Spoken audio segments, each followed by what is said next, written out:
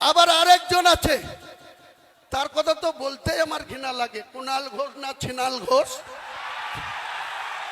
এই কুণাল ঘোষ আবার বলছে ক্ষমতা থাকলে ব্রিগেডে করে দেখাক। হ্যাঁ কুণাল ঘোষ, হ্যাঁ মমতা ব্যানার্জি, তোমাদেরকে আগামী জানুয়ারি মাসে আমি ব্রিগেড ময়দানে সভা করে দেখাবো।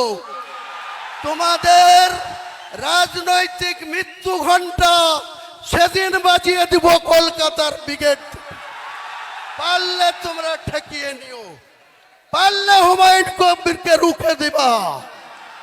আমি তারিখ ঘোষণা করছি না, 31শে জানুয়ারির আগেই হবে, জানুয়ারি মাস পার হতে দেব না। সে তো সিপিএমও ভোটের আগে একবার ব্রিগেড করে তারপর শূন্য পায়। ব্রিগেডের সঙ্গে কি সম্পর্ক আছে?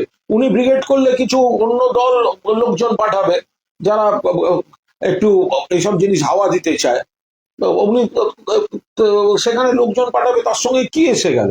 সিপিএম ব্রিগেড করে না? সিপিএম এর ব্রিগেডে যারা যায় তো তারপরেও সিপিএম শূন্য পায়, তো সিপিএম এর মিছিলে যায় তারপরেও শূন্য পায়।